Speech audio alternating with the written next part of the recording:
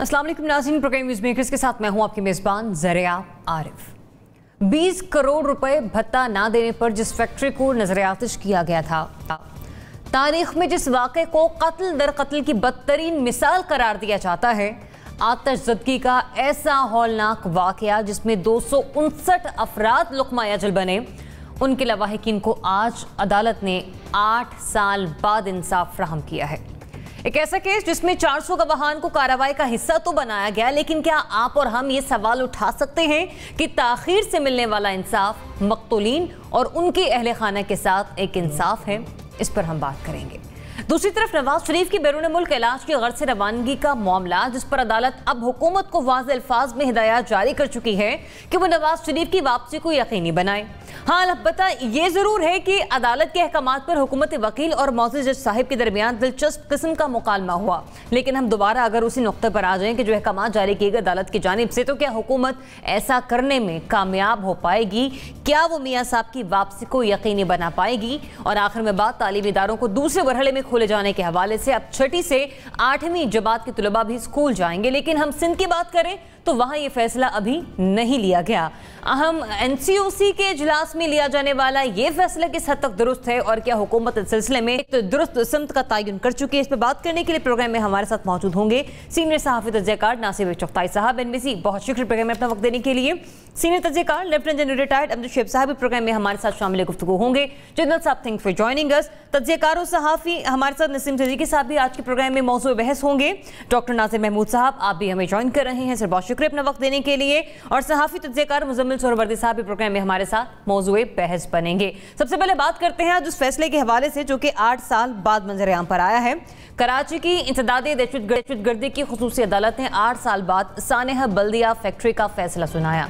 अदालत ने रहमान भोला और जुबैर चरिया को 264 मरतबा सजाए मौत देने और 264 मरतबा ही उम्र कैद का हुक्म दिया है, लेकिन फैसले में अदम सबूत की बिना पर 4 मुल्जिमान को बरी किया गया, जिसमें MQM रहनुमा रऊफ सिद्दीकी, अदीब खानम, अली हसन और अब्दुल सत्तार साहब शामिल हैं।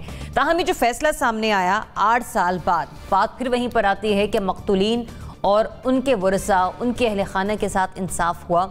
नासिर चगताई साहब, बताइएगा, आपकी आंखों देखा अहवाल, आप अक्सर इस वाक़े के हवाले से हमारी बड़ी रहनुमाई करते हैं। बताइएगा, ये जो सानेहा हुआ उसका फैसला तो आज हो गया, लेकिन इंसाफ हुआ?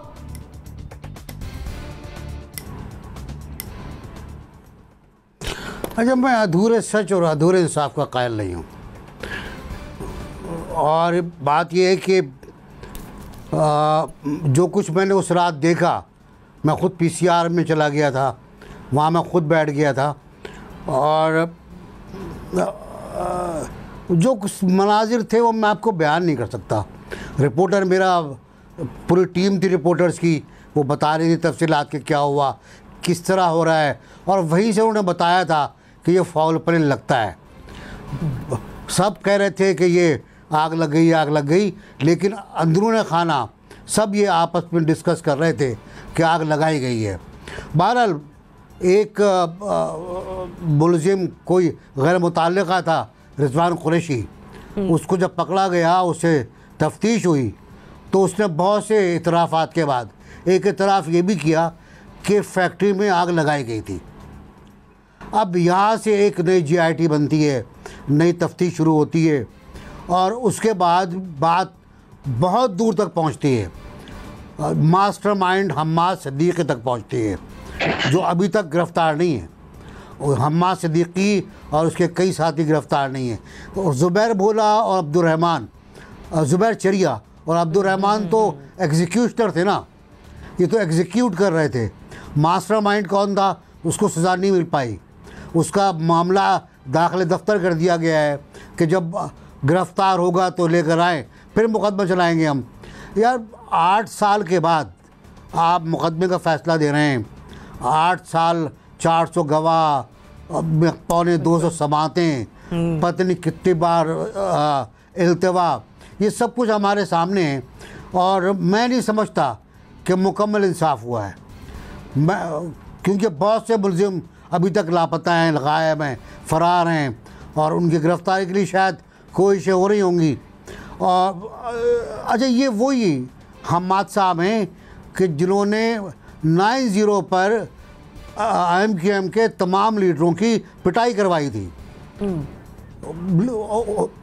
जो हुक्म आया था कि सबको मारो, तो सबको उन्होंने पीटा था, उसमें साफ़ी भी शामिल थे।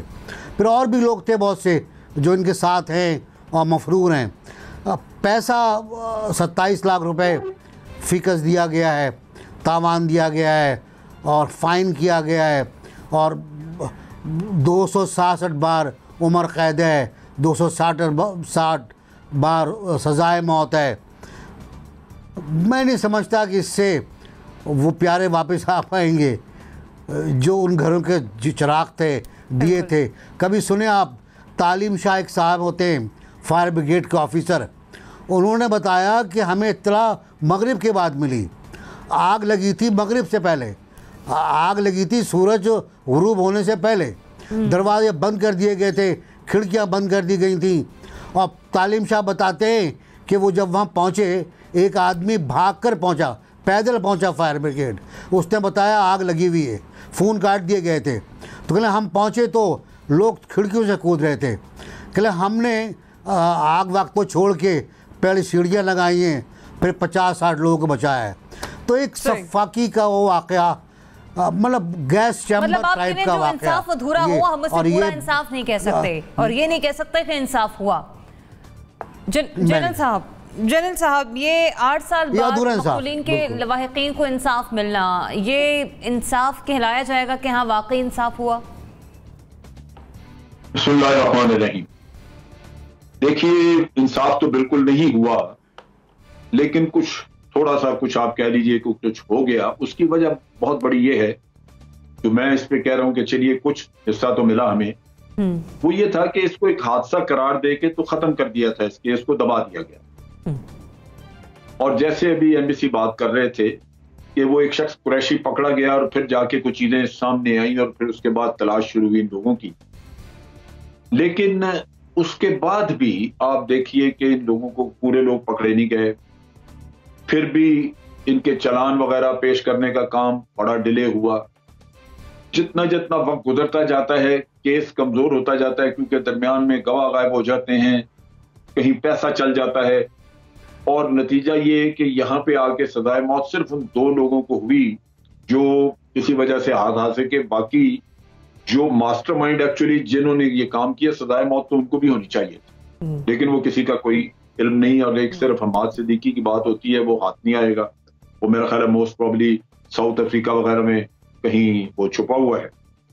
अब चीज ये है कि इसमें फैक्ट्री मालकान जितने वो जलीलो खार हुए, क्योंकि उनको पकड़ा गया कि जी आपने पूरी तरह को फाइटिंग का अरेंजमेंट नहीं रखा हुआ था, बिल्डिंग में ये खराबी थी, वो खराबी थी, वो बेचारे छुपते फिरते थे, वो भाग गए। लोगों को जो पैसा मिला, कुछ ना कुछ थोड़ा बहुत जो लवाकिन को दिया, वो नाकाफी, लेकिन उसके साथ साथ हर खानदान में कमाई करने वाले लोग मारे गए, तो उनकी तो जिंदगियां बर्बाद हो गई। ये सारी चीजें अगर आप ध्यान में रखे हैं तो यूं लगता है कि वैसे भी अगर सबको सजाए मौत हो भी जाती तो दुनिया में सही इंसाफ किसी को भी नहीं दिया जा सकता, क्योंकि उसके नतायज जो दूसरी साइड को भुगतने पड़ते हैं वो शायद उससे कहीं ज्यादा होते हैं। लेकिन हर सूरत एक इंसान को ये इत्मीनान हो जाता है कि जो जुर्म करने वाले थे वो पकड़े गए, उनको सजा हो गई। यहाँ एक अधूरा इंसाफ हुआ, और वो भी इतना लेट, इतनी देर से कि उसका वो इम्पैक्ट ही नहीं है जो सोसाइटी पे होना चाहिए था, जो किसी को इबरत आती। ये चीजें जो हैं ये यूं लगता है कि धुंधला गई हैं कहीं, और वो लोग जो असल मुजरिम थे, जो मास्टरमाइंड थे, वो कहीं मजे ले रहे हैं। फौरी तौर पे अगर ये चीजें पकड़ी जाएं, सामने आए, तो जो मुजरिम है या मुल्जिम है वो भी भागे नहीं होते, वो सारे पकड़े जा सकते थे। लेकिन जब आप दरमियान में 6 साल का अरसा या 5 साल का अरसा गुजर गया और आपने हादसा को करार दिए रखा, तो वो लोग भाग गए। तो मैं समझता हूँ ये कलमिया है, खुदा जाने किस मुसीबत के साथ ये ट्रायल जबरदस्ती कराया गया, वरना तो ये हो ही नहीं रहा था, ट्रायल चल ही नहीं रहा था। और किसी ने, सिंध गवर्नमेंट में भी किसी ने इस पे तवज्जो नहीं दी, इसको उस तरह परसूद नहीं किया गया जिस तरह ये अपने करप्शन के केसेस के पीछे भागे फिरते हैं। इस मुकदमे को हुकूमत ने उस तरह इसका पीछा नहीं किया। नतीजा ये कि ये एक खुला केस था कि शायद हमें तो बहुत दफा था कि शायद ये किसी को भी सजा ना हो, क्योंकि हुकूमती कोई इंटरेस्ट, कोई दिलचस्पी इसमें नजर नहीं आती। ठीक, मुजम्मिल साहब, 8 साल का अरसा, 8 साल के बाद फैसला, तासुर ऐसा आ रहा है इस फैसले के बाद जैसे कि जख्म आज एक बार फिर से ताज़ा हो गए हों। अच्छा, मैं एनबीसी को तो सुन नहीं सका, मुझे आवाज़ नहीं आ रही थी, लेकिन मैंने जनरल साहब को सुना है। तो बात यह है कि मुझे तो इंसाफ नहीं नज़र आया। मुझे तो लगा आज एनआरओ हो गया, और मुझे तो ये एक नया एनआरओ नज़र आया और बड़ा ही क्रिमिनल एनआरओ नज़र आया है कि आपने एक स्कॉप 2 एस्केप गोट्स ढूंढे हैं, उनको सजाए मौत दे दी है, और उसके बाद कुछ भी नहीं है। मेरा मतलब है अगर 9 साल बाद भी ये होना था तो ये तो पाकिस्तान की अदलिया के लिए बहुत बड़ा लम्हा फ़िक्रिया है। ना ऐसे केसेस में मॉनिटरिंग जज लगाए जाते हैं, ना ऐसे केसेस कोई टाइम बार होते हैं, ना ऐसे केसेस के लिए सुप्रीम कोर्ट कोई सू मोटिव लेती है, ना इसके लिए मेरा मतलब है कि कोई मुद्दत के तयन के लिए बार बार जजेस से पूछा जाता है। मैं तो हैरान हूँ क्या फ़ैसला दिया गया है। जो 2 आपके पास मौजूद थे आपने उनको दे दिया, ना कोई प्रॉपर इन्वेस्टिगेशन हुई है, ना समझ लगी है आज तक कि भाई हुआ क्या था। पाकिस्तान के 264 लोग कैसे जल गए, हम वो कहानी आज तक बता ही नहीं सके हैं। हमारे जो तफ्तीश के इदारे हैं, कराची में तो रेंजर्स भी मौजूद हैं, और पाकिस्तान में हम कहते हैं कि हमारे पास तो दुनिया के बेहतरीन इन्वेस्टिगेटिव इदारे हैं, हसास इदारे हैं, दीगर प्रीमियर एजेंसीज़ मौजूद हैं। हम 264 लोगों के कत्ल की कहानी पाकिस्तान के अवाम को बता ही नहीं सके और सामने ही नहीं ला सके। इस केस में हम कोई मॉनिटरिंग जज ही नहीं लगा सके कि इसका फ़ैसला हो जाता। मेरा मतलब है एक मजाक हुआ है लोगों के साथ, जिनके लख्ते जिगर और जिनके कमाने वाले गए हैं। हमने आज उनके ज़ख्म फिर हरे किए हैं। रियासत पाकिस्तान को भी शर्मिंदा होना चाहिए, अदलिया के लिए भी कोई फ़ख्र का बायस नहीं है, हुकूमतों के लिए भी कोई फ़ख्र का बायस नहीं है। इस पर कोई शुक्र भी नहीं अदा करना चाहिए, नदामत का बायस है ये फ़ैसला। अवाम की अदालत में आया है ये फ़ैसला, कानून की अदालत के बाद। आज लोग इस पर बात कर रहे हैं। मैंने पहले भी कहा है कि बात कानून की अदालत से फिर अवाम की अदालत में आ जाती है, और लोग नहीं मानते फिर कानून की अदालत का फ़ैसला, क्योंकि जब अवाम की अदालत में आती है तो फिर लोग सवाल करते हैं। आज जो सवाल यहाँ उठाए जा रहे हैं वो आम आदमी के ज़हन के सवाल हैं, इसमें कोई अक्ल व दानिश की ज़रूरत नहीं है। लोग आम आदमी पूछ रहे हैं कि इसको इंसाफ कहते हैं। आप लाख उसे समझा लें कि भाई कानून अंधा होता है, अदालत में गवाहों की ज़रूरत होती है, प्रोसिक्यूशन कमज़ोर हो गई थी, कोई केस चलाना नहीं चाहता था। वो मुकाबले में आपको 4 केस सुनाएगा कि उनमें तो आपको बड़ी जल्दी है। कि अदालत को जो फ्राहम किया जाएगा, प्रोसिक्यूशन जो करेगी, फिर अदालत ने तो वो तमाम तर मुहर्रकात और शवाहिद को मद्देनजर रखकर फैसला करना है ना। भाई रियासत पाकिस्तान कहाँ है? क्यों नहीं GIT बनी जैसे कि दीगर मुकदमात में बनती है? क्यों नहीं मॉनिटरिंग जज लगे जैसे कि बाकी मामलात में लग जाते हैं? क्यों नहीं इसकी डे टू डे हियरिंग हुई? किसको NRO दिया गया है? रियासत पाकिस्तान की जानिब से किसको NRO मिला है, और किसने आज प्रेस रिलीज जारी किया है कि हमारा कोई ताल्लुक नहीं साबित हुआ, और हम बहुत खुश हैं कि हम बरी होकर निकल गए हैं। उनकी बरियत हमारे लिए नदामत का बायस है। ये पॉइंट आपका वैलिड है। बिल्कुल बिल्कुल बिल्कुल बिल्कुल बेहतरीन कह रहे हैं हम यहाँ पे बजा रहे हैं। उनकी बरियत पर हम शर्मिंदा हैं, हमारे सर झुके हुए हैं कि वो बरी हो गए हैं हमारे निज़ाम अदल में से। जनरल साहब, आप कुछ कहना चाह रहे हैं? मैं ये कह रहा था कि GIT बनी थी, GIT में सारे लोग आइडेंटिफाइड हैं, लेकिन GIT की ओरिजिनल कॉपी रेंजर्स के पास है, दूसरी कॉपी है पुलिस के पास। उसमें क्या है ये नहीं क्या, क्योंकि आगे डॉक्टर आसिम के केस में भी जब पुलिस को GIT दी गई थी तो उन्होंने सारा एविडेंस वहां से निकाल के जाली एविडेंस उसमें डाल दिया था। तो ये जो जब ट्रायल के लिए दिया जाता है पुलिस को, तो फिर उसका क्या असर होता है वो पता नहीं चलता है, वो उसमें बहुत सारी तब्दीलियां हो जाती। ठीक है, लेकिन असल GIT रिपोर्ट रेंजर्स के पास मौजूद है। फैक्ट्री मालकान को वापस पाकिस्तान नहीं ला सके।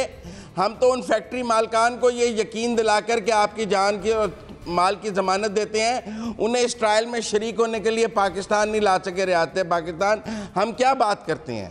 हम तो उन्हें तहफ़्फ़ुज़ की जमानत। चले, पॉइंट आ गया आपका सरवरी साहब, पॉइंट आ गया। मैं डॉक्टर साहब की तरफ भी जाऊँ। डॉक्टर साहब, ये अभी NBC हैं, मुजम्मिल साहब हैं, जनरल साहब और मैं, हमारा उन मक़तूलीन के अहले खाना से कोई इंसानियत के अलावा कोई दूसरा रिश्ता नहीं है। अगर हम यहाँ पर बैठकर इस तरह से इस फैसले के बारे में बात कर रहे हैं तो उन खानदानों पर क्या बीत रही होगी जिन्हें 8 साल बाद आज आकर इंसाफ मिला?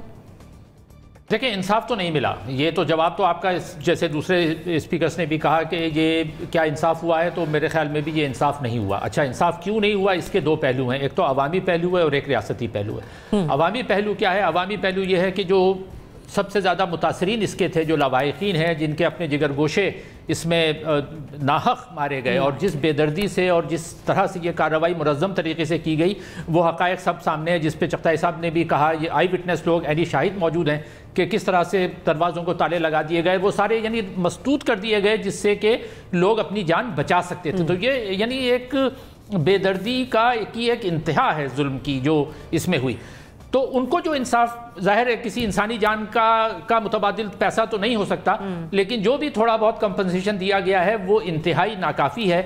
इस फैसले से तवक्का ये थी, इंसाफ गालिबन ज़्यादा बेहतर जब होता जब उनको एक ज़्यादा बड़ी रकम उन लोगों को दी जाती। चंद लाख रुपए से आप उस इंसानी ज़िंदगी का मदावा, वैसे तो करोड़ों से भी नहीं हो सकता, लेकिन ये जो अमाउंट दिया गया यह बिल्कुल ही नाकाफ़ी है, इसको बहुत ज़्यादा होना चाहिए था। और फ़ी जो मकतूल है, जिसका मैं तो यही कहूँगा कत्ल हुआ, उनको कई करोड़ रुपए दिए जाने चाहिए थे। एक तो ये पहला इसको है कि ये लवाहिकीन को इंसाफ नहीं मिला।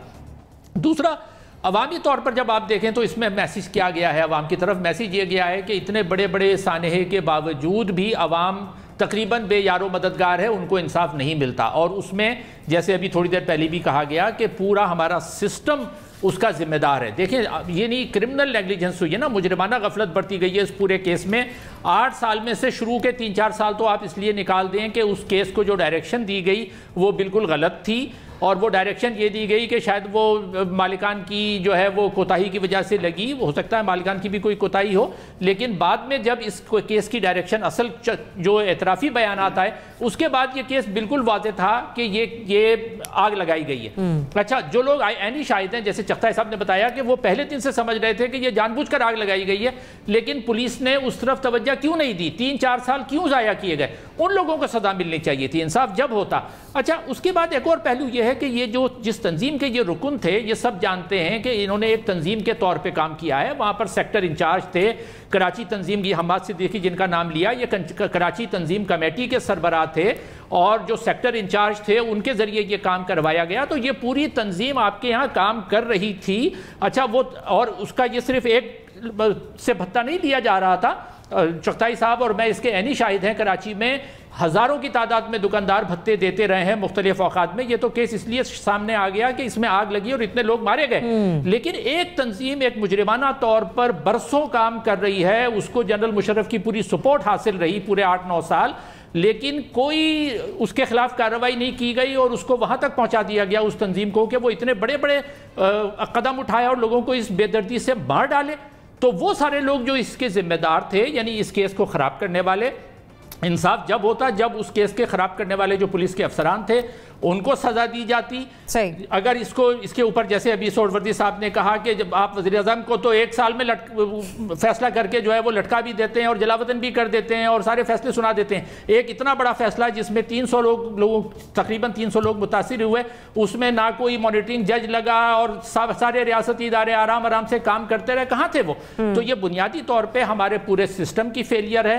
हमारी रियासत जवाबदेह है इस चीज़ की, और इस चीज़ की भी जवाबदेह है कि वो एक ऐसी दहशतगर्द और जराइम पेशा तंजीम इतने बड़े पैमाने पे कार्रवाइयाँ कर रही थी पूरे शहर में, और क्यों नहीं इससे पहले उसके खिलाफ कार्रवाई की गई। बहुत लोगों के नाम आने चाहिए थे और मजीद कई लोगों को चाहिए थी जो कि नहीं दी गई, और जो ये बहुत बड़े अफसोस का मकाम। ठीक, सिद्दीकी साहब, एक ऐसा वक्त आ गया कि इंसाफ हुआ भी और हम ये कहने पर मजबूर हैं कि इंसाफ नहीं हुआ। बिस्मिल्लाहिर्रहमानिर्रहीम, शुक्रिया ज़रिया। बिल्कुल इंसाफ तो इस मामले में हुआ ही नहीं। मैं तो इसमें एक नंबर भी देने को तैयार नहीं। वजह ये कि इतना बड़ा सान्या हो जाता है, 350 के करीब लोग जो है जिनको जला के मार दिया जाता है। ये उन फैक्ट्री वालों के लिए भी एक उन्होंने मिसाल बनानी थी जो भत्ताखोर थे, और उन्होंने बाकी जो कारोबारी थे उनके लिए भी एक मिसाल बनानी थी, और उन्होंने बनाई, और किस सफाई से वो निकल के चले गए। आपने 2-4 लोगों को सज़ा दे दी और कोई डिटेल्ड फैसले में नहीं आया कि किस तरह इसकी प्लानिंग हुई है, कौन प्लानिंग के पीछे था। हमारे मुल्क में यही तो होता है, जब असल मुजरिम बच जाता है तो वो फिर अगले जुर्म की प्लानिंग शुरू कर देता है। हमारे यहाँ पे सबसे ज़्यादा कमज़ोर प्रोसिक्यूशन होती है। अदालत को मैं इसलिए ज़्यादा जो मुर्दे इल्ज़ाम नहीं ठहराऊंगा कि उनके सामने जो गवाह और सबूत पेश किए जाते हैं उन्होंने उसके ऊपर फैसला करना होता है, और ये पुलिस की भी बहुत बड़ी नाकामी है। बल्कि पुलिस तो मिली होती है, जिस बल्दिया इलाके में ये फैक्ट्री थी, उस इलाके के जो पुलिस वाले थे उनकी भी नॉलेज में होगा, उनको सब कुछ पता होगा, लेकिन वही है कि स्लो एंड स्टेडीली आप गवाह भी गायब करते जाते हैं, आप सबूत भी गायब करते जाते हैं। आप देख लें कि वही गरीबों को सज़ा मिल गई, अमीर फिर इसमें बच जाते हैं। तो जो इसमें हमाद सिद्दीकी था या उसके अलावा वो ऑर्डर्स कहाँ से ले रहा था, उस वक्त मौजूदा जो MQM पाकिस्तान है वो उस वक्त MQM होती थी जो अल्ताफ हुसैन के नीचे काम करती थी। उसमें से कितने लोग थे उस वक्त, कौन सेक्टर इंचार्ज था उस इलाके का, MNA MPA कौन था, क्योंकि किसी की भी नॉलेज के बगैर ये काम नहीं हो सकता। तो असल मुजरिमों को पकड़ना चाहिए था, फिर इंसाफ होता, कहते ना कि इंसाफ होता हुआ नज़र आना चाहिए। तो यहाँ पे कहीं भी इंसाफ होता हुआ नज़र नहीं आया। ये आप उन लोगों से पूछ सकती हैं जिनके प्यारे उस वाक़े में चले गए थे, जिन्होंने शहादत नसीब की, उनसे जाके पूछे कि उनका दिल इस वक्त कितना खून के आंसू रो रहा होगा कि एक तो उनके जो चाहने वाले थे, कमाने वाले थे घर के, वो भी चले गए और उनको इंसाफ भी नहीं मिला। तो मैं तो कहूँगा कि इंसाफ बिल्कुल भी नहीं हुआ है। NBC आप अपना कॉमेंट ऐड करना चाह रहे क्विकली प्लीज़, फिर मैं अगले सेगमेंट की तरफ बढ़ूँ। मैं कह रहा था कि कहते ना कि सानिया से बड़ा सानिया ये हुआ, लोग चुप रहे सानिया देखकर, तो बड़े बड़े चुप रहे उस ज़माने में। हम लोगों ने बोलने की कोशिश की तो हमारे साथ बहुत कुछ हुआ। वो इब्तदाई रकम से 6 करोड़ रुपए जो फौरी तौर पर मुतासरीन के लिए आई थी, वो भी खा गए लोग, ये उन्हीं के पास गई और वही खा गए। मैं ये कहता हूँ कि मुलजिमों की फहरिस्त बहुत तवील है।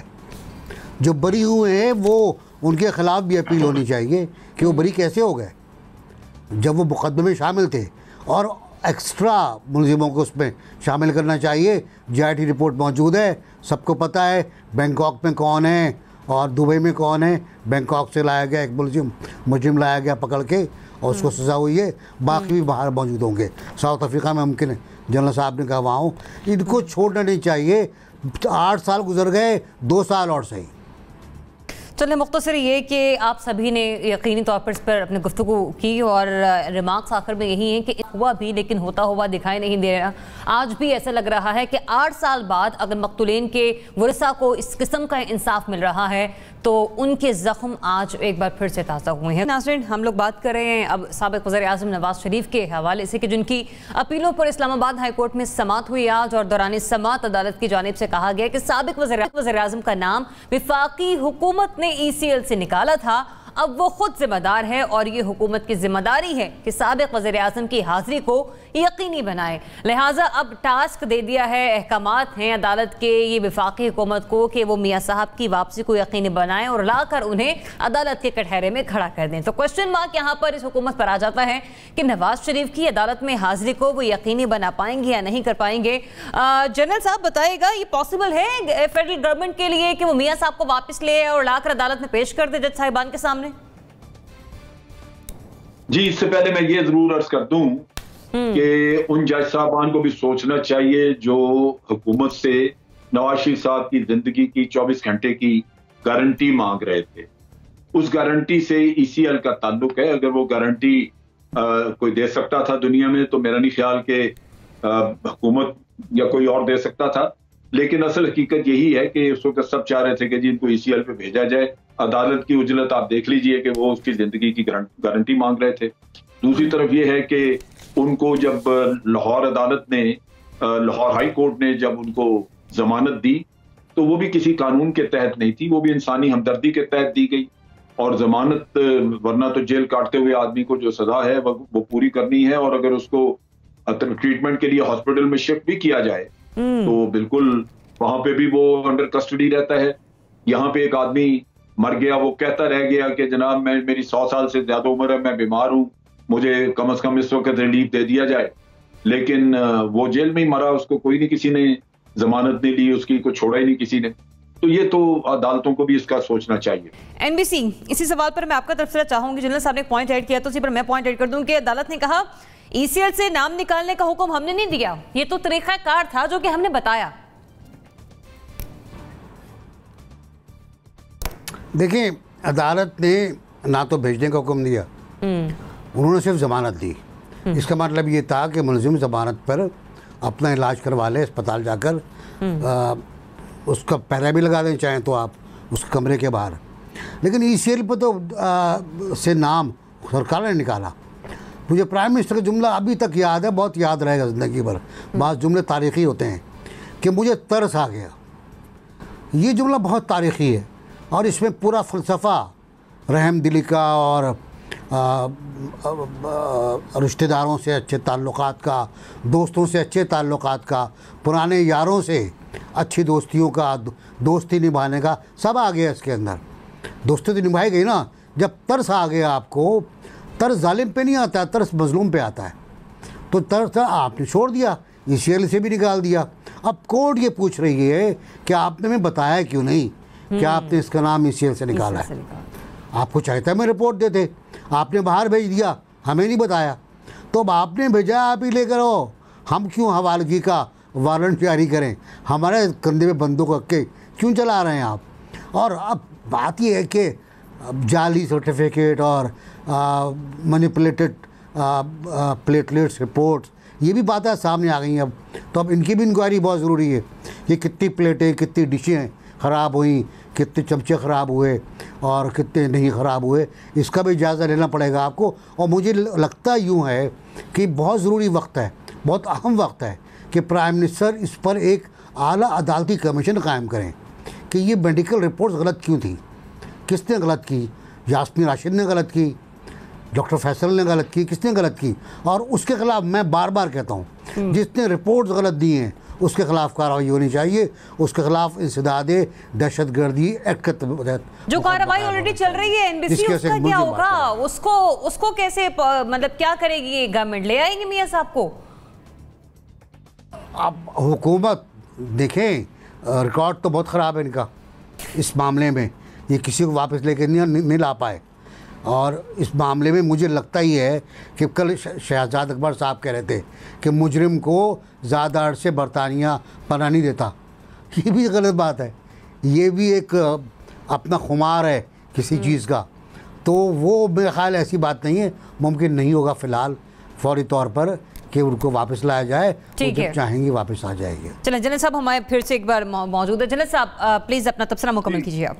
बस वो मैं ये कह रहा था कि हुकूमत के लिए ये मुमकिन नहीं है कि वो लेके आए, क्योंकि ये आप देख लीजिए कि वहां पे वो उनका एक सिस्टम रखा, उन्होंने अदालत के जरिए ऑपरेट करते हैं, लेकिन अदालत को उन्होंने बताया होता है कि इसको रिलीफ देना है या नहीं, क्योंकि वहां पे जो उनकी इंटेलिजेंस है, ये सिस्टम वो कंट्रोल करती है। बाहर से जो लोग वहां ठहरे हुए हैं उनको वो कंट्रोल करती है। दूसरा, जो मियां साहब ने परसों तकरीर की है, उसके बाद ये लगता है कि उनका वैसे भी आने का इरादा नहीं। मोस्ट प्रॉब्ली वहां पे वो अपने लिए ग्राउंड तैयार कर रहे हैं कि अगर कोई प्रेशर ज्यादा आया तो वो वहां पे हो सकता है कि सियासी पनाह मांग ले, क्योंकि जिस तरह की तकरीर है ये अल्ताफ हुसैन की तकरीरों से खासी मिलती जुलती है। तो उसमें ये एलिमेंट एक मौजूद है। उन्होंने बड़ा सोच समझ के ये इसमें बिल्ड किया है कि अगर उनको कोई खतरात हुए इस किस्म के, तो वो यहाँ पे सियासी पनाह मांग सकते हैं और वो उनको मिल जाएगी, क्योंकि उन्होंने सारा मलबा यहाँ पे रियासत पे डाल दिया है। तो इन हालात में हुकूमत के लिए मेरा नहीं ख्याल कि कतन कोई ऐसी गुंजाइश बाकी है कि ये किसी को ला सके। ये किसी को भी नहीं ला सके और लाना बड़ा मुश्किल है, क्योंकि वहां पे ये चीजें MI6 की इजाजत के बगैर नहीं होती। सही, उसकी इजाजत के बगैर कतन किसी को नहीं निकाला जा सकता। ये बिल्कुल एक मुसल्लमा चीज। डॉक्टर साहब देखें, जो केस है उसके बारे में हम बात नहीं करते कि केस सही है या गलत है, वो एक फिर दूसरी बहस आ जाती है, क्योंकि वो केस जो जज थे जिन्होंने फैसला दिया, अरशद मलिक साहब खुद उनके खिलाफ, उनको हटा दिया गया, लेकिन जो फैसला था वो बाकी रखा गया, वो एक दूसरी कहानी है। सिर्फ इस पर मैं फोकस करता हूँ कि यकीनी बना पाएगी या नहीं। तो जवाब तो मेरा है कि यकीनी नहीं बना पाएगी। अच्छा, क्यों नहीं बना पाएगी? देखें, एक्स्ट्राडिशन यानी वहाँ से लाने के 2-3 तरीके होते हैं ना। वो तरीके क्या होते हैं? एक तो तरीका ये है कि आपका 2 मुल्कों के दरमियान एक मुआहदा हो मुजरिमों के तबादले का। वो मुजरिमों के तबादले का मुआहदा हमारा बरतानिया के साथ नहीं है। उस सूरत में हम बरतानिया से नहीं कह सकते कि भाई हमने आपका मुजरिम वापस करते हैं तो आप भी हमारा करें, तो वो तो चीज़ बाहर हो गई। दूसरा तरीका ये होता है कि मुआहदा ना होने के बावजूद जिस मुल्क में मुजरिम होता है वो हुकूमत अपने तौर पे एक तरफा फैसला कर लेती है कि जी ये मुजरिम है, इसको हम वापस भेज देते हैं। ठीक है, दूसरा तरीका है। तीसरा तरीका यह है कि जहां पर मुजरिम है वो हुकूमत उसका वीज़ा, यानी जो मुजरिम जिसको कहा जा रहा है उसका वीज़ा मंसूख कर देती है। अच्छा, वीज़ा मंसूख करने से क्या होता है कि अब वो मुजरिम को वापस नहीं भेजा जा रहा, वीज़ा मंसूख कर दिया, अब ये मुजरिम पर है कि वो कहीं का भी टिकट कटाए और चला जाए। तो हो सकता है वो पाकिस्तान ना आए, वो दुबई चले जाए। तो ये 3 तरीके। इसके अलावा क्या तरीका होता है? इसके अलावा ये होता है ऑफिशियली अगर आपका मुआहदा भी नहीं है तो एक खत लिखा जाता है, जो खत जाता है आपका, जो कि शहजाद अकबर साहब ऑलरेडी लिख चुके हैं, जो वहाँ के होम सेक्रेटरी हैं उनको जाता है। तो होम सेक्रेटरी साहब भी खुद ज़ाती तौर पे फैसला नहीं कर सकते। होम सेक्रेटरी साहब वो मजिस्ट्रेट को रेफ़र करते हैं और मजिस्ट्रेट के पास जब केस जाता है तो मजिस्ट्रेट के सामने शवाहिद पेश करने पड़ते हैं और ये साबित करना होता है कि जी ये वाकई में मुजरिम है और जिन शवाहिद की बुनियाद पर उसको यहाँ मुजरिम करार दिया गया है उन शवाहिद से जो वहाँ का मजिस्ट्रेट है बरतानिया का, उसका मुत्तफिक होना ज़रूरी है। अगर वो मुत्तफिक नहीं हो तो वो ये नतीजा निकाल सकते हैं कि जी ये केस जाली था या फैसला सही नहीं हुआ, हम इसको मुजरिम नहीं मानते, हम इसको नहीं भेज रहे हैं। और आखिरी सूरत यह है कि अगर मजिस्ट्रेट ये कह भी दे कि जी ठीक है इसको वापस भेजें तो उस पर भी 2-3 अपील हो सकती है। तो ये 2-3 साल की कहानी है, यानी अगर फैसला हो भी जाए तो ऐसा नहीं है कि फौरी तौर पे वो वापस आ जाएंगे। तो ये अदालती जो आपका सवाल है कि नवाज शरीफ की अदालत में हाजिरी पेशी यकीनी बना पाएगी, तो इसका जवाब नहीं में है। और क्यों नहीं बना पाएगी उसकी तफसील मैंने आपको बयान कर दी। और वो 2-3 साल मुकम्मल होते होते इलेक्शन आ जाएंगे और फिर मियाँ साहब को हम खुद इंशाल्लाह पाकिस्तान में देखेंगे। मुजम्मिल साहब देखें, एक तो एनबीसी ने कहा है अदालती कमीशन बनाया जाए जो उनकी गलत मेडिकल रिपोर्ट्स के हवाले से मैं इससे डिसएग्री करता हूँ। नैब को ये इंक्वायरी दी जानी चाहिए। जुडिशल कमीशन के बाद फिर प्रोसिक्यूशन का मसला होगा। ये पाकिस्तान की आवाम के साथ 22 करोड़ आवाम के साथ बहुत बड़ा फ्रॉड हुआ है। इस हुकूमत ने इतने बड़े मुलज़िम को, जिसने पाकिस्तान को कर्ज़ों में डुबोया है, जिसने पाकिस्तान को तबाह किया है, जो पाकिस्तान का सबसे बड़ा मुजरिम डिक्लेयर हुआ था, वो इनके हाथों से निकल गया है और हम इस हुकूमत को इस पर कैसे माफ़ कर सकते हैं। और इसकी इंक्वायरी जो है वो बिल्कुल नैब को होनी चाहिए और तमाम ज़िम्मेदारान को फौरी तौर पर गिरफ़्तार करके 90 दिन का रिमांड नैब की कस्टडी में गुजारना चाहिए। और हमें अनर्थ करना चाहिए कि कौन हर घंटा ब घंटा उनके प्लेटलेट्स की रिपोर्ट दे रहा था, कौन सा वज़ीर दिन में 3 प्रेस कॉन्फ्रेंसें करता था, कौन सा मेडिकल बोर्ड था। तमाम डॉक्टर्स भी गिरफ़्तार होने चाहिए, तमाम बुज़रा भी गिरफ़्तार होने चाहिए और इसको बिल्कुल इस पर माफ़ी नहीं होनी चाहिए। और मैं समझता हूँ ये नैब को देना चाहिए और इसको टेस्ट केस, इस पर मॉनिटरिंग जज भी बिठाना चाहिए ताकि इसका फौरी फैसला हो सके।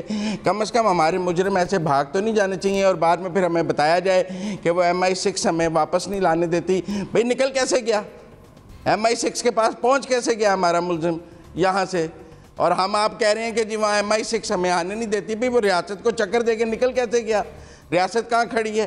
पहली बात तो मेरी ये है कि इस पर बड़ी सख्त एक्शन होना चाहिए और कोई किसी को। दूसरा यहाँ कहा गया कि जी नवाज़ शरीफ साहब ने जो तकरीर की है उसके बाद तो वो वहाँ सियासी पनाह ले लेंगे। मैं कह रहा हूँ जो उनकी तकरीर का मतन है, ऐसी तकारीर पाकिस्तान में आज तक पिछले 20 साल में, 25 साल में, 15 साल में जिसने भी की है उन्हें उल्टा लटका देना चाहिए। जिसने भी की हैं वो सब लानी चाहिए और उस पर भी नैब को इंक्वायरी देनी चाहिए कि जिसने रियासत पाकिस्तान के बारे में लंदन में, पाकिस्तान में, इंडिया में तकारीर की हैं ऐसे हमारे रियासती इदारों के बारे में, वो चाहे जितने मर्जी बड़े ओहदे पे बैठा हो, उसके ख़िलाफ़ एक्शन होना चाहिए, बिला तफरीक होना चाहिए। और सिर्फ नवाज शरीफ के ख़िलाफ़ नहीं होना चाहिए, सबके ख़िलाफ़ होना चाहिए। पिन पॉइंट एक तरफा एहतसाब नहीं होना चाहिए, मुनसफाना और मुसावी इंसाफ होना चाहिए। इस मामले में जो होना चाहिए उसके बारे में तो आपने फरमा दिया, लेकिन जो चल रहा है, जो हो रहा है, उसका क्या करना है? उसमें गवर्नमेंट कहां पे स्टैंड कर रही है? लाएगी मियां साहब को? नहीं, गवर्नमेंट तो मुजरिम है उसमें, गवर्नमेंट ने क्या स्टैंड करना है? गवर्नमेंट के हाथ से मुलजिम भागा है। हम मुलजिम को ही कह रहे हैं कि तुम पकड़ के लाओ। भाई जिसने भगाया है पहले तो अब उसको सजा देनी है ना। मुलजिम तो भाग गया, हम उसके बारे में बाद में फैसला कर लेंगे। जिन्होंने भगाया है पहले उन्हें तो सजा दें, पहले वो तो कटहरे में आए। ठीक है सिद्दीकी साहब, आप ये देखिए कि जी जनाब साहब, ये जो रिपोर्टों की, जैसे एनबीसी बात कर रहे थे कि रिपोर्टें जो हैं वो जिसने भी, मैं आपको 200% लिख के ये बता सकता हूं, रिपोर्टें उन्होंने ही जारी बनवाई जिन्होंने सुप्रीम कोर्ट में फैब्रिकेटेड एफिडेविट और कतरी खत पेश किए थे। जालसाज वो हैं और तहकीक होनी चाहिए, जालसाज पकड़े जाएं। वहां पे वकील से पूछा गया था सुप्रीम कोर्ट में कि आपको पता है कि ये जिस तरह की डॉक्यूमेंट्स आपने दिए इसकी क्या सजा है? उसने कहा जी पता है मुझे 7 साल। लेकिन फिर आपको पता है अदालतें पाकिस्तान की हैं, तो वो सिर्फ अकामा पे बात रुकी आके। ये फैब्रिकेशन का काम जो माहिर है इसमें वही करते हैं। सिद्दीकी साहब, आप देखेंगे इसमें केस में सबसे बड़ी बात तो ये है कि पहले तो इस्लामाबाद हाई कोर्ट ने कहा कि मंगल तक जो है वो इनकी ज़िंदगी की गारंटी दी जाए, तो एक प्रेशर गवर्नमेंट के ऊपर बनाया गया कि फौरी तौर पे फैसला किया जाए। और दूसरी बात अगर आपको याद होगी तो गवर्नमेंट 6 अरब रुपए का बॉन्ड भरवाना चाहती थी ज़मानत की सूरत में, जिसको लाहौर हाई कोर्ट ने सिर्फ 7 अरब का और वो 50 रुपए के एफिडेविट के ऊपर उन्होंने उनकी ज़मानत दे दी। तो गवर्नमेंट ने तो अपनी तरफ से पूरी कोशिश की थी कि अगर हम इनको जाने देंगे तो कोई इस तरह का जरिया ज़रूर बनाया जाए जिससे हम इनको वापस भी बुला सकें, जिसमें अदालत रुकावट बनी। दूसरी बात मैं आपको लंदन की बताऊँ, यूके की बताऊँ कि अगर यूके में कोई चला गया है और वहाँ पर मौजूद है, उसको लाना नामुमकिन है। आपने बानी मुत्तहिदा का देख लिया, कितने कितने केस बने। इमरान खान साहब खुद 2 सूटकेस भर के सबूतों के वहाँ पे लेके गए। गवर्नमेंट ऑफ पाकिस्तान ने, चौधरी निसार ने कितनी कोशिशें की, लेकिन आप उनका बाल भी बेका नहीं कर सके। नवाज शरीफ तो 3 दफ़ा पाकिस्तान के प्राइम मिनिस्टर रह चुके हैं और वो वहाँ पे कोई क्रिमिनल उनकी एक्टिविटी नहीं है, जबकि बानी मुत्तहिदा तो वहाँ पे मनी लॉन्ड्रिंग में गिरफ्तार हुए। डॉक्टर इमरान फारूक का मर्डर उनके ऊपर था। तो नवाज शरीफ को लाना इतना आसान काम नहीं, बल्कि ये नामुमकिन ही है, बिल्कुल वहाँ से नहीं ला सकते, क्योंकि एक तो हमारे इंग्लैंड के साथ कोई भी जो मुजरिमों की तबादले की ट्रीटी नहीं है। हाँ, दूसरा ये ज़रूर है कि अगर दोनों मुल्क अपनी कोई अंडरस्टैंडिंग बना लेते हैं, क्योंकि कुछ मुजरिम ऐसे थे जिन्होंने इंग्लैंड के अंदर जुराइम किए थे और वो पाकिस्तान आ गए थे और पाकिस्तान गवर्नमेंट ने उनको इंग्लैंड को वापस किया था। तो अगर कोई दोनों हुकूमतों के दरमियान बैठ के कोई ऐसी बात होती है, मामला होता है, लेकिन उसमें भी गवर्नमेंट कोई इतनी सीरियस नज़र नहीं आ रही। उसको आपको फॉरेन मिनिस्टर वहाँ पे जाए, वो उनके होम सेक्रेटरी से बात करे, उनके प्राइम मिनिस्टर से मिला जाए, आपको ये बड़े लेवल पे जाके करना पड़ेगा। और इस तरह की कोई भी नीयत जो गवर्नमेंट की नज़र नहीं आती। जिस तरह आराम से गवर्नमेंट ने उनको जाने दिया, अभी इसी तरह ये बातें करते रहेंगे, प्रेस कॉन्फ्रेंस होती रहेंगी, लेकिन नवाज शरीफ को इंग्लैंड से वापस लेके आना मेरे ख्याल में बिल्कुल नामुमकिन है। NBC audio comment please. मैं जी सौरवती साहब में आती हूँ, मुख्तसर साहब के लिए भी वक्त निकालती हूँ। जनरल साहब ने कहा कि जनरल साहब ने फरमाया था कि रिपोर्टें गलत बनी।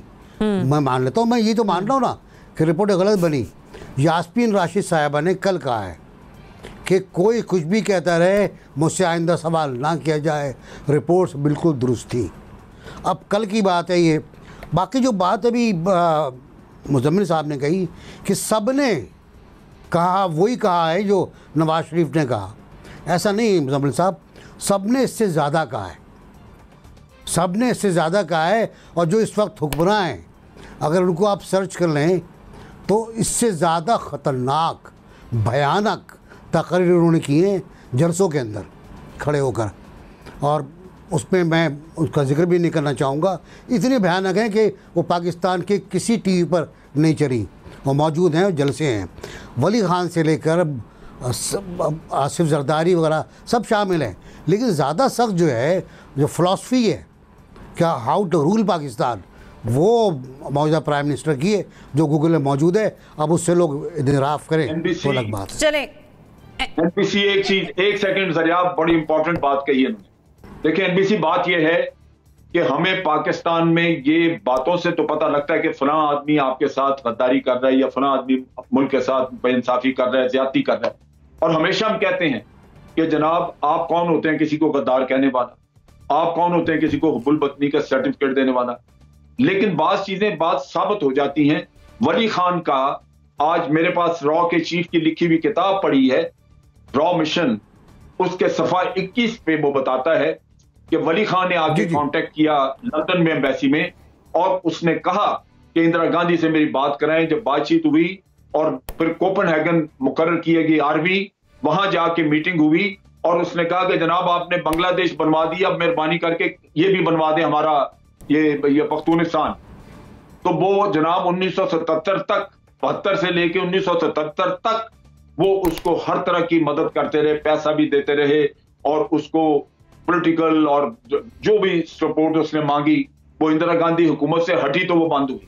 ये जब किताबें छपती हैं तो फिर आपको पता लगता है कि कौन क्या करता रहा पीछे। यहां तुम एक दूसरे को कह देते हैं, लेकिन पहचान यही है कि आपके मुंह से वो निकली हुई बात जो दुश्मन के फायदे में हो वो लाजमन आपको आपकी नीयतों को खराब करेगी। चलो जनाब साहब कॉपरेट कीजिए, पॉइंट आपका आ गया, आपने तारीख भी काफी हवाला किया, एनबीसी आपका भी पॉइंट आ गया, कॉपरेट कीजिए। मुजम्मिल साहब इंतहाई मुख्तसर सा वक्त मैं आपको दे रही हूँ, आप अपनी बात एक्सप्लेन कर दीजिए, फिर मुझे ब्रेक की तरफ जाना है। जी चूंकि उन्होंने बात की, मैं यही कह रहा हूँ कि सबने किया है और उसमें मौजूदा हुक्मरान भी शामिल है। उसको अदालत ने 50 रुपए में कन्वर्ट कर दिया। हुकूमत को कानून बनाना चाहिए कि जिस पर जितनी करप्शन का इल्ज़ाम है वो उतने का बेल बॉन्ड देगा तो बाहर जा सकता है। सिर्फ एक बंदे से तो नहीं मांग सकते आप। वो इस पर कानून बनाते हैं कि एक बंदे से कि जी आइंदा जिस पर जितनी करप्शन का इल्ज़ाम होगा वो जमानत के वक्त उतना बेल बॉन्ड देगा, तो अदालत मजबूर हो जाती, 50 रुपए में कन्वर्ट ना करती। कानून बनाना हुकूमत का काम है, क्यों नहीं बनाया इन्होंने कानून? काबीना का फैसला इन्हें नहीं पता था। ठीक है जनरल साहब, देख चुके, स्टैंड नहीं करेगा, थैंक यू, उसके पीछे कानून होना चाहिए।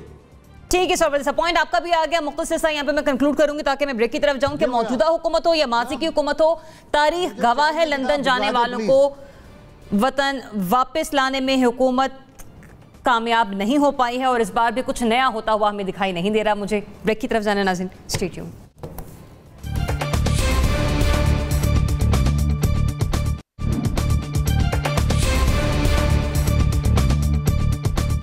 खुसूसी तौर पे कुछ जो स्कूलों और तालीमी इदारों के इर्द गिर्द स्पेशल टेस्टिंग, सेंटिनल टेस्टिंग, सर्वे टाइप टेस्टिंग हो रही थी, उनको भी देखेंगे ताकि हमें अंदाज़ा हो सके कोई फौरी असरात मनफी किस्म के सामने तो नहीं आए। जो टोटल तादाद केसेस की है मुल्क भर में, उसमें स्कूलों के खुलने के बाद इस पिछले एक हफ्ते के अंदर कोई ऐसी तब्दीली हमें महसूस नहीं हुई।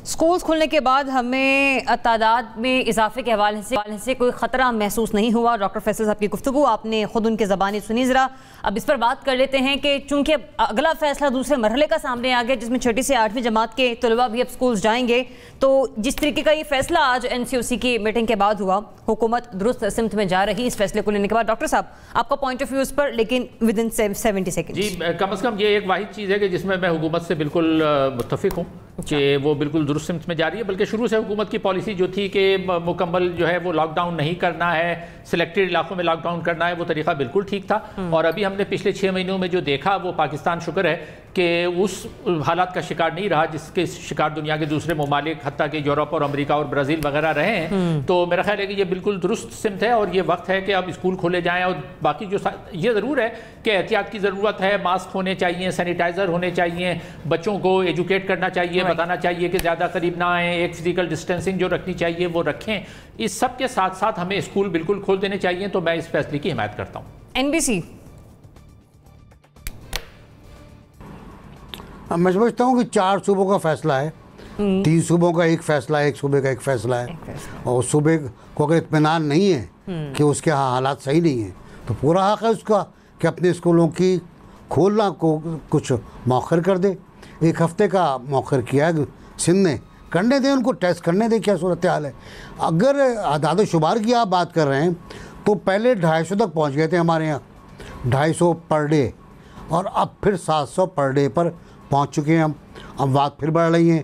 एक दिन आया था हमारे यहाँ कोई नहीं मरा था, अब फिर 9 बढ़ और 7 तक बात पहुंच रही है।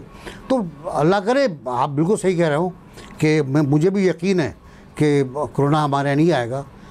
हम उसको मार के भगा चुके हैं थर पार कर उमरकोट के रास्ते, दिल्ली की तरफ, राजस्थान की तरफ, वो नहीं आएगा। लेकिन एहतियात ज़रूरी है। अगर सिंध वाले समझते हैं एहतियात की जाए, और यहाँ बहुत वायलेशन हुआ है, यहाँ प्राइवेट स्कूलों ने बहुत वायलेशन किया है, आपको अंदाजा नहीं है। तो जिन्होंने वायलेशन किया NBC उन्होंने अपना अंजाम भी देख लिया, वो स्कूल बंद करवा दिए गए।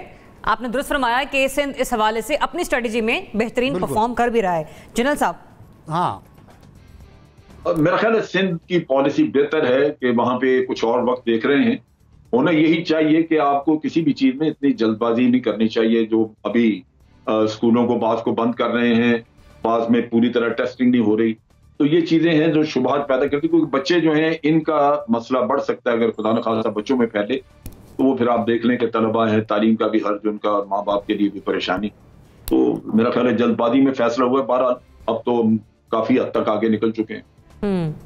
सिद्दीकी साहब देखिए, इसमें हुकूमत का फैसला इस लिहाज से दुरुस्त है कि आप time tested track and trace के हिसाब से स्कूलों को खोलते चले जाएं। अगर सिंध गवर्नमेंट देख रही है कि उनके स्कूलों में ज़्यादा केसेस आ रही हैं, केसेस बढ़ रहे, तो बिल्कुल एक हक रखते हैं कि वहाँ पे वो थोड़ा प्रोसेस को स्लो डाउन कर दें। लेकिन अगर वफाक, पंजाब, दूसरे सूबे में वो देख रहे हैं कि स्कूल कॉलेजेस खोलने के बाद उस तरह केसेस नहीं बढ़े, तो उनका बिल्कुल दुरुस्त फैसला है कि आप स्लो एंड स्टेडीली उनको वॉच करते रहें और स्कूल कॉलेजेस को खोलते रहें, क्योंकि ये भी एक बहुत अहम मसला है, क्योंकि बच्चों की तालीम का बहुत ज़्यादा हर्ज हो रहा था और हमने इसको खोलना है। लेकिन उसके साथ साथ SOPs पे अमल होना चाहिए और स्कूल कॉलेजेस जितने भी तदरीसी इदारे हैं उनके विजिट भी किए जाएँ और देखा जाए कि जो अमल नहीं कर रहे SOPs पे उनको बंद कर दिए जाए। तो फिलहाल ये फैसला उनका दुरुस्त नजर आता है। सोहरवर्दी साहब,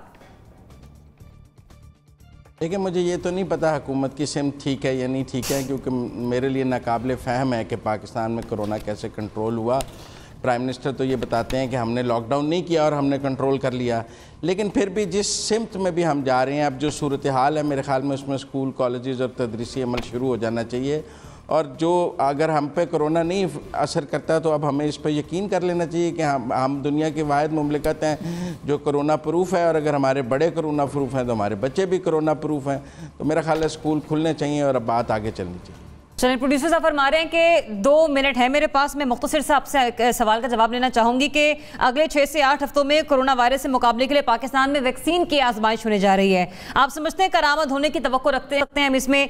मुजम्मिल साहब, आप ही से आगाज़ करें क्विकली, अगर मुख्तसर सा एक जुमले में जवाब दे सकें आप मुझे। जी, मैंने आज सुनी है वो डॉक्टर फैसल साहब की इब्तदाई ट्रायल्स हैं और आगे मेरे ख्याल में कोशिश करनी चाहिए, और अगर कामयाब हो जाए तो दिसंबर तक, तो इससे बेहतर क्या है कि अगर हम, ठीक है, मतलब तवक्को रखी जा सकती है, कोई नाउमीदी वाली बात नहीं है, फुल ट्रायल उसका होना चाहिए, पॉजिटिव रहना चाहिए। ठीक है डॉक्टर साहब। जी बिल्कुल, ट्रायल्स होने चाहिए, लेकिन ये कि बड़े मोहतात तरीके से चलना चाहिए और इसके साइड इफेक्ट्स हो सकते हैं। जैसे रूस तक ने दावा कर दिया कि हमने बना ली है, लेकिन बाद में पता लगा कि वो सही नहीं जा रही, तो इसमें जरा बहुत मोहतात तरीके से उसको लागू करने की जरूरत है। लेकिन ट्रायल जरूर होने चाहिए। जी देखिए, उसमें 2 मरहले गुजर चुके हैं और ये चाइना के कोऑपरेशन के साथ ये वैक्सीन के ट्रायल्स जारी हैं। तीसरा मरहला है और हमें उम्मीद रखनी चाहिए और दुआ भी करनी चाहिए कि ये कामयाब रहे, ताकि हमारी इस मूजी मर्ज से जान छूटे। NBC। फ्रांस इंडिया में कर रहा है, ऑक्सफोर्ड यूनिवर्सिटी इंडिया में कर रही है, चीन पाकिस्तान में कर रहा है। चीन की वैक्सीनेशन जो है वो आला, मतलब बड़े उस पर हाई पे चली गई है, वो इसको इस्तेमाल भी कर रहा है अपने मुल्क के अंदर। हमारे यहाँ 3rd लेवल पर टेस्ट होगा और बहुत ज़बरदस्त बात है, अगर हम टेस्ट में शामिल हो रहे हैं तो बहुत ज़बरदस्त है। जनरल साहब। बिल्कुल बहुत अच्छा है, टेस्ट होना चाहिए, क्योंकि ये तभी पता लगेगा कि वैक्सीन कामयाब है या नहीं, और उसकी कामयाबी फिर हमारे लिए आगे रास्ता खोलेगी, ये लोगों को मुयस्सर आएगी दवाई। बिल्कुल होना चाहिए, एक अच्छा इकदाम है, ज़रूर इसके लिए हुकूमत को बंद बांधना चाहिए। और ऐसे में न सिर्फ हमारे तज्ज़ियाकार बल्कि हम खुद भी, पूरी कौम इसमें गवर्नमेंट के साथ है, उन इदारों के साथ है जिन्होंने हमें तहफ़्फ़ुज़ फराहम किया। उम्मीद करते हैं कि आने वाले वक्त में ये वैक्सीन जल्द अज जल्द मार्केट में आए और इसके नताइज मुस्बत हों। इजाज़त दीजिए, अल्लाह हाफ़िज़।